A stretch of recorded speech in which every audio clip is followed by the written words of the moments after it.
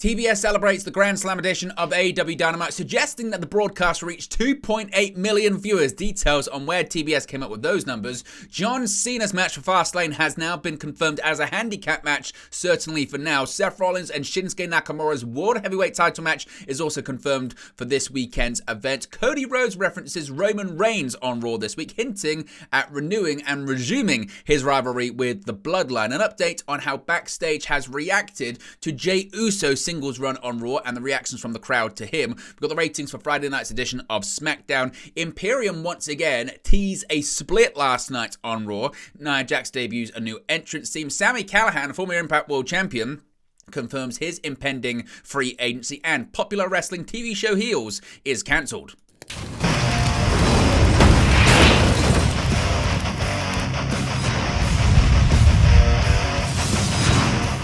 Hey guys, welcome back to Wrestling News 365. Hope everyone is doing very well. As always, plenty of news stories to get into in the world of professional wrestling. And let's start off talking about the Grand Slam edition of AEW Dynamite last week on TBS. And TBS and Warner Media Discovery very happy, I guess, when it comes to last week's viewership across the broadcast and maybe after it as well. Now, although last week's AEW Dynamite Grand Slam reportedly averaged 984,000 viewers on TBS, Warner Bros. Discovery issued a press release Monday to claim that 2.8 million fans watched the third annual television special that emanated from Arthur Ashe Stadium in Queens, New York.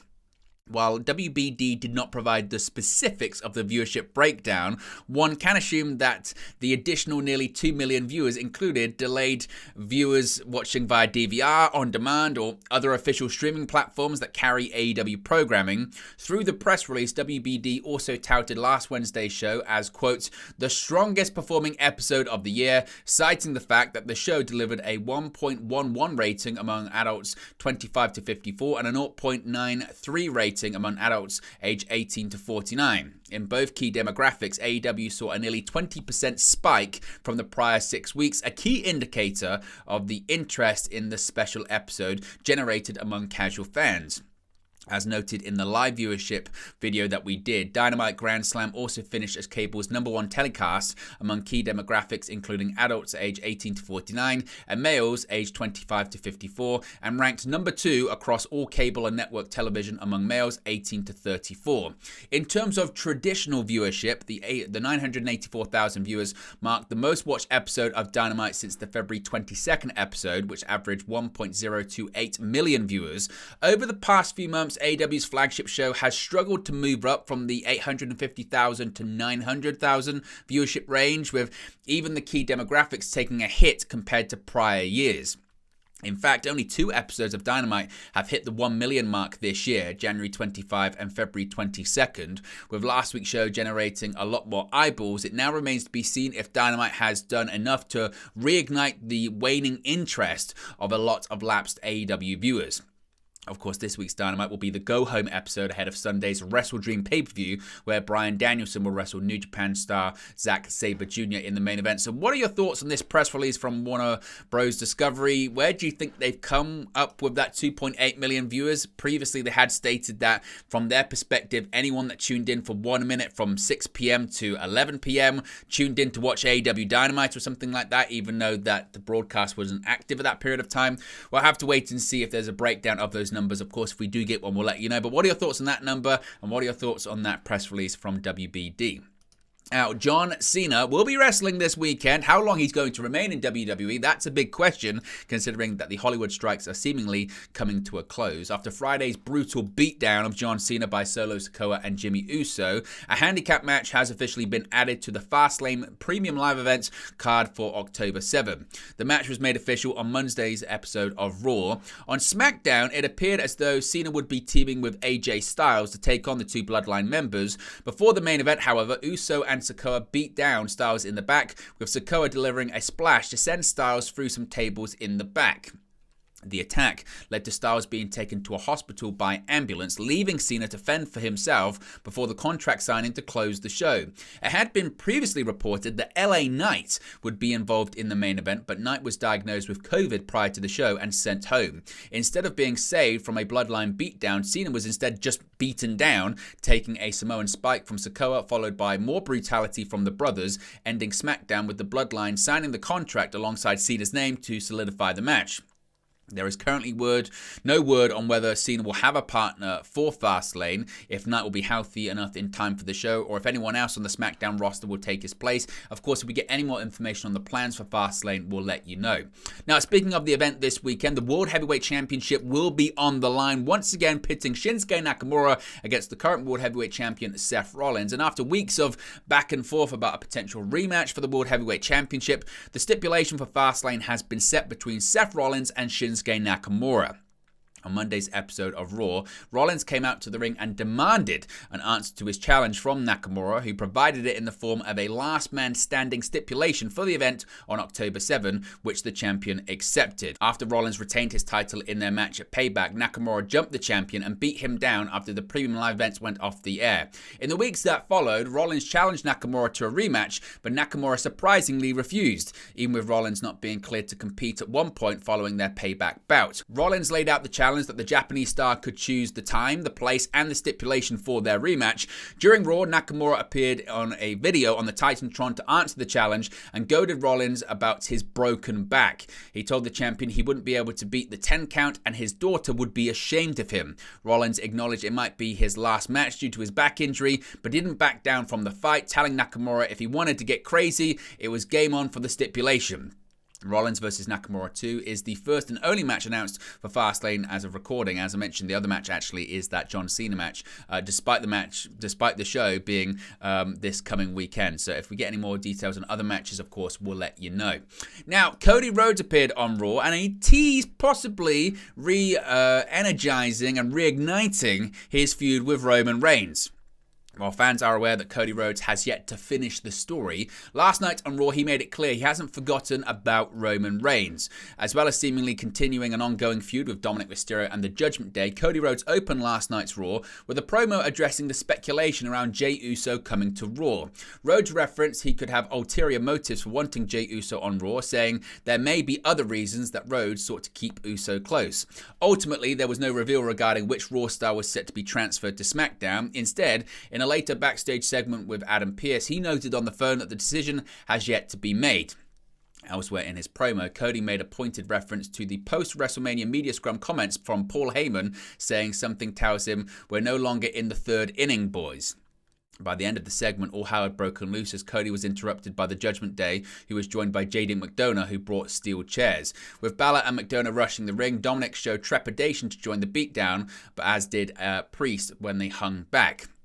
Rhodes was joined by Jey Uso, Sami Zayn and Kevin Owens to fight off the Judgment Day before a reluctant Priest found himself in the center of the ring, being subjected to his own babyface beatdown at the end of the segment. So what are your thoughts on this? Is this a tease possibly that we're going to be getting Rhodes versus Reigns next year at WrestleMania? Is this just an indication that despite all of these rumors and rumblings about The Rock facing Roman at WrestleMania Philadelphia next year, that indeed the plan still is to have the American Nightmare finish his story? Speaking of Jey Uso, a bit of an update when it comes to the backstage reaction to Jey Uso joining Raw and also his current single storyline on the show. According to Sean Ross Sapp of Fightful Select, Jey Uso is an integral figure for WWE and they have seemed very happy with how things have went. Around the time of SummerSlam, when Fightful inquired as to whether or not there had been any plans for Roman Reigns to lose the Universal Championship, several sources also pointed to other members of the bloodline as important building blocks. Specifically, WWE and those around the bloodline angle were confident that the angle would launch Jey Uso into singles stardom, and so far, so good. Fightful was told that the Jey Uso character being moved to Raw was part of that process and that there are long-term plans for him with the wheels already in motion. Those that Fightful have spoke to said that Uso is tentatively planned for the long-term, heavily featured role that could carry, or should at least carry over through the next few months, and will be getting a lot of screen time. WWE officials are very happy with the reactions to Uso as well. What are your thoughts on Jey Uso's run so far on Raw? Are you enjoying it? And do you agree that this whole storyline could, and maybe already has, launched him into singles superstardom? Now, we got the ratings for Friday's episode of Smackdown on Fox. Asuka and Io Sky provided a small help as Smackdown went through a mild ratings withdrawal with no Rock or Roman Reigns. WrestleNomics is reporting that Smackdown dropped 13% in overall viewership this week, with 2.227 million viewers tuning in, and a 10% drop in the 18 to 49 demographic, with 822,000 viewers in that coveted demographic tuning in to see John Cena address the crowd, as well as Asuka's match with Sky. Sky's successful title defense against Asuka ended up being the highest rated quarter hour in the overall audience, with the highest rated quarter hour in the 18 to 49 demographic being the show closing confrontation between Solo Sikoa, Jimmy Uso and Cena. The lowest rated quarter hour in the key demographic was the Street Profits match against Rey Mysterio and Santos Escobar, while the lowest rated segment in terms of overall viewership was Grayson Waller and Austin Theory's victory over the Brawling Brutes in the middle of the show. There was little the program could do to hold the ratings from last week, which featured the surprise return of Pat McAfee and former WWE champion Dwayne "The Rock" Johnson, sending the SmackDown ratings to a higher end for the year. Despite heavily featuring Cena as a special attraction, the former WWE champion has become more of a regular attraction to viewers in recent weeks, as seen by the double-digit drop in this week's viewership. WWE programming has also seen a small rut on Monday nights as well, thanks to the NFL regular season competing with Raw, particularly on ABC. Now, going back to Raw last night, actually, Imperium once again are teasing a possible split, which some people are saying they really don't want to see.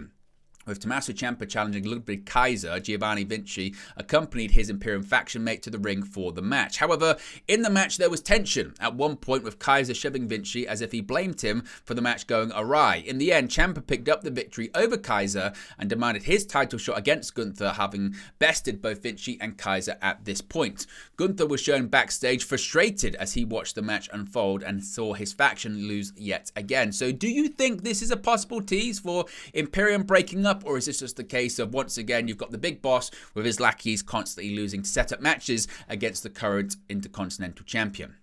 Now, Nia Jax, she's back in WWE, of course. We've got a bit of an update when it comes to a new intro and new ring music for the former Women's Champion.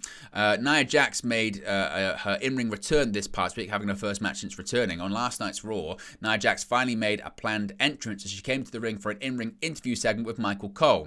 This was the first time we've heard Jax's new entrance music for a full entrance, while Jax showed off a slow, deliberate style of speech throughout the interview, repeatedly saying she's going to squash anyone who gets in her way. She was interrupted by Zoe Stark, who was ready to fight. This led to a short brawl before the commercial break and a match shortly afterwards. In the end, Jax defeated Zoe Stark with a new finishing move, the Annihilator, dropping her weight on Stark's chest and continuing to, quote, put the women's division on notice. What did you think of Jax's in-ring return, and what are your thoughts on her new entrance music as well?